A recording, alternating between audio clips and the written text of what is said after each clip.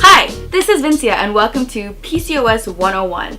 What is PCOS? PCOS stands for Polycystic Ovarian Syndrome, and let me tell you, it may sound like a rare alien term, but it's not. It's a lot more common than you think. I'm from Australia and I have PCOS. I'm from Canada and I have PCOS. I'm from Australia and I have PCOS. I'm from Montreal, Canada, and I have PCOS. I'm from the UK and I have PCOS. So shout out to these 5 women who said yes to being in front of the camera and saying that they have PCOS.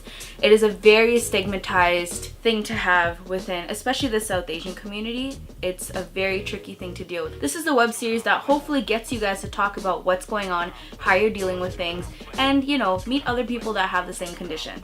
If you don't know what PCOS is, I feel like the minute I said what it stood for, you probably Googled it. So let's Google it together and see what it means. Polycystic Ovary Syndrome is a condition that affects women's hormone levels. Women with PCOS produce higher than normal amounts of male hormones. This hormone imbalance causes them to skip menstrual periods and it makes them harder for them to get pregnant. This is a pretty okay description of what PCOS is, but let me tell you, it's a lot more complicated than that. It's a lot more varied. No two people with PCOS have generally the exact same symptoms. For example, my own PCOS symptoms are I don't have visible cysts. I have hirsutism, so that's like the facial hair.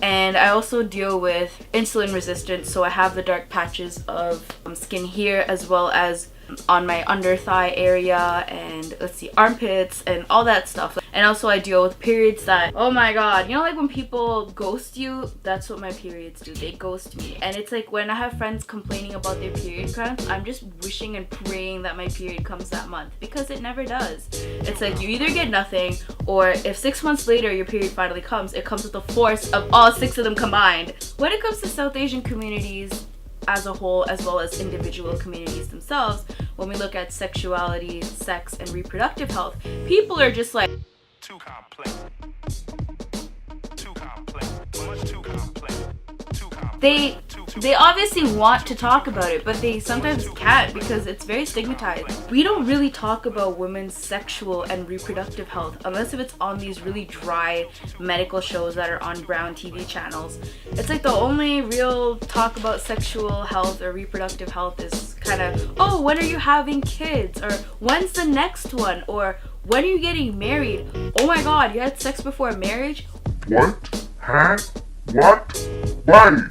Because it's a really taboo topic still, even in today's day and age. And hell, even for me, it took a while to be comfortable talking about sex, sexuality, as well as reproductive health, because I've had PCOS for most of my life, but I didn't realize what it was until a couple of years ago, and I realized I should have been more assertive with checking out what's going on down there. Yes, we are starting to talk more about mental health, but you have to realize that when you have something like PCOS, it affects your mental health, it affects your physical health, it affects your emotional wellness. All these things are connected, and it's like, but why do we put our sexual health underneath fabric and just or whatever underneath taboos and just hide?